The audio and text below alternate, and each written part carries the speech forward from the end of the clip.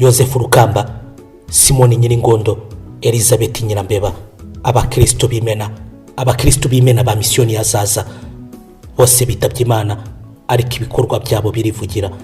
Mbahaye ikaze.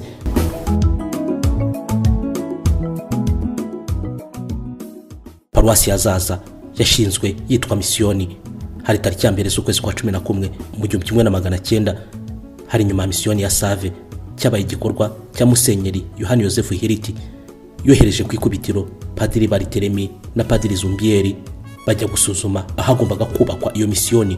Abaturage bizaza kuva ubwo bahise bayoboka Kiliziya Gatolika. Umukristo wa mbere ni Elizabeth Nyirambeba, uyu yabatijwe tariki 25 z'ukwezi kwa 12 mu 1902. Abandi bakirisitu babatijwe mu mwaka ukurikiyeho ni 53. Abo twavugamo nka Maria Felix, Franciscus Mutabazi, Yohani Kabiribiri, Andrea Gahanga, Jacobus Kanyamajyuri, Carolus Munwangari, Simoni Nyiringondo, Yozefu Rukamba ndetse n'abandi. Mu basaserdoti ba mbere mu Rwanda bahawe ubupadiri mu 1917 barimo na Padiri Baritazari Gafuku ukomoka muri Paruwasi ya Zaza Santarari ya Nyange. Musenyeri Aloys Bigirumwami wabaye umwepiskopi wa mbere w'umunyarwanda akomoka muri Paruwasi ya Zaza, ndetse na Mumureke Alfonsina, umwe mu babonekewe na Bikira Mariya Kibeho mu 1981 n'abakomoka Izaza. Ayangiye kubagezaho namwe mu mateka y'abakristo ba mbere babatijwe Izaza, hifashishijwe igitabo cyanditswemo abakirisitu babatijwe muri Paruwasi ya Zaza guhera mu 1902 kugeza mu kwezi k'Ugushyingo 1914, ndetse n'ubuhamya bw'abakirisitu babajijwe. Dusanga hari hamaze kubatizwa abakirisitu basaga 1571. Ababatijwe ku ikubitiro harimo Elizabeth Nyirambeba, tugiye kumuvugaho. Elizabeth Nyirambeba ni mwene Gakoko na Gasurira, yavutse mu 1883, yitaba Imana kuwa 5 Gicurasi 1964. Akaba yarabatijwe na Padiri Zumbieri hari kuwa 25 z'ukwezi kwa 12 mu 1902.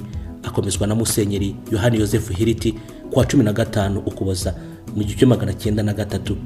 Uyu Elizabeth yashakanye na Yozefu Gasuhuke, bari batuye ahubatse seminari nto ya Zaza kuri ubu. Babyaranye abana 5, harimo abahungu 3 n'abakobwa 2, aribo Filipo Gasuhuke wize mu seminari ariko ntiyakomeza. Nyuma yaje kujya mu bafurere, nabwo ntiyakomeza, ajya i Kigali, niho yabaye ubuzima bwe amaze kwiga kuko ariho yakoraga. Abandi bana b'abahungu 2 bari Samuel na Yovita, abo bagiye Bugande ntibagaruka. Elizabeth na Gasuhuke babyaye abakobwa 2, umwe abumubikira.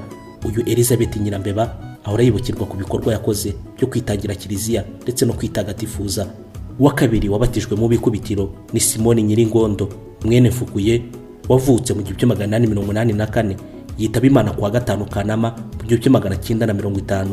Yabatijwe na Padiri Puje hari kuwa 25 z'ukwezi k'Ukuboza 1903.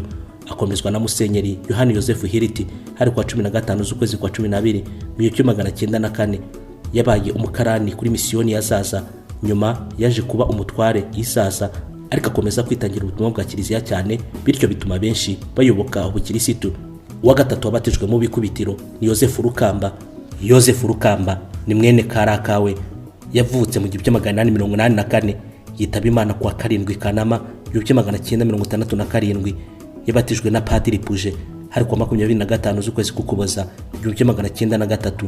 Akomezwa na Musenyeri Yohani Yozefu Hiriti kuwa 15 z'ukwezi kwa 12 1904. Ni se wa Musenyeri Aloys Bigirumwami, akaba sekuru wa Musenyeri Filipo Rukamba, umushumba wa Diocese Gatolika ya Butare uri mu kiruhuko cy'izabukuru. Yozefu Rukamba yashakanye na Madalena Nyirabusikindoro. Mu buzima bwe yaranzwe no kwimakaza ubukirisitu, byatumye umuhungu we agera ku ntera yo kuba umwepiskopi. Abandi bo mu muryango we ndetse n'abaturanyi ndetse n'abandi benshi bo mu muryango we kimwe n'abaturanyi bayoboka inzira y'ubukirisitu. Undi mukristo wabatijwe mu bikubitiro ni Yohani Kabiribiri. Uyu ni mwene Nyamaswa, yavutse mu 1877, yitaba Imana tariki ya 5 Mata 1964. Akaba yarabatijwe na Padiri Puje hari kuwa 25 z'ukwezi k'Ukuboza 1902. Akomezwa na Musenyeri Yohani Yozefu Hiriti hari kuwa 15 z'ukwezi k'Ukuboza 1904. Uyu Kabiribiri yari umunyakigega w'abapadiri, ibyo kandi yabifatanyaga no kuba umukateshiste. yafashaga abandi bakirisitu abaterera amasengesho mu kiliziya ndetse yigishaga abitegura guhabwa amasakaramentu. Undi twavuga ufite amateka muri paruwasi ya Zaza na Alphonsine mu Mureke. Uyu ni mwene Tadeo Gakwaya na nyina Imakurata, yabonekewe na Bikira Mariya Kibeho hari ku 28 z'ukwezi kwa 11 1981. Uyu nawe akomoka muri paruwasi ya Zaza Ikizihira, ubu ari mu Bubiligi, no mu bikira uwo muryango w'Abakararisa. Nyuma abo bakirisitu ba mbere haje kuvuka misiyoni ya Rwamagana, hakurikiyeho kandi Nyarubuye bahitaga irukira rw'abazungu. Icyo gihe cya Padiri Kazonu nibwo bubakaga aya mazu y'abapadiri babona. Frere Anselme amaze gukura, haje Frere Winoki. Padiri Kazonu yamaze izaza h'imyaka 10 asubira i Burayi. Ubwo nibwo hazaga Padiri Maye. Mu mwaka w'1943 nibwo hashinzwe ishuri nderabarezi rishingwa n'abafurere b'urukundo. Nyuma mu mwaka w'1951 hashyirwaho ishuri ry'imyuga ku bakobwa, École des Ménagères, ryaje gusimburwa na École Familiale. Haje gushingwa n'amashuri abanza Zaza A na B, Zaza A na Zaza B. Abahungu bigaga muri Zaza A, abakobwa bakiga muri Zaza B, kuko ntibyari byemewe ko abahungu bigana n'abakobwa. Kwiga iyobokamana byari itegeko mu mashuri. Mu mwaka w'1965 nibwo hashinzwe ishuri ribanziriza iseminari, Pré-Séminaire. Icyo gihe mu missionnaire bera bari bamaze kubizaza. Twibuka Frere Privati, bikaba bivugwa ko ari we wubatse kiliziya ya Zaza abakristo basengeramo mu mwaka w'1961.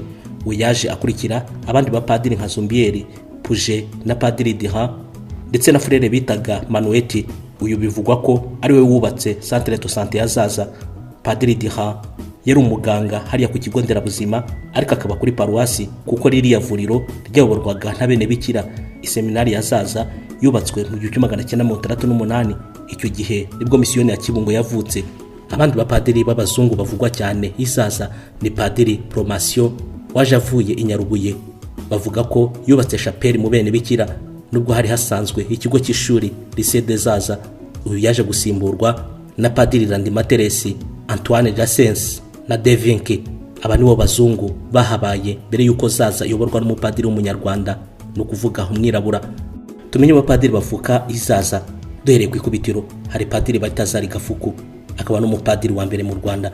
Hari Musenyeri Aloys Bigirumwami, Padiri Simoni Rugayampunzi, Padiri Christopher Munyempanzi, Padiri Louis Gasore, Padiri Philippe Ntabinuba, Musenyeri Philippe Rukamba, Padiri Emmanuel Ruhatijuri, Padiri Jean Claude Ruberandinda, Padiri Aristide Ntampuhwe, Padiri Emmanuel Mugiraneza, Padiri Egide Sangwa, Padiri Joseph Sibomana, Padiri Claude Ruberandinda, Padiri Emmanuel Nteziryayo ndetse na Padiri Uwizeye.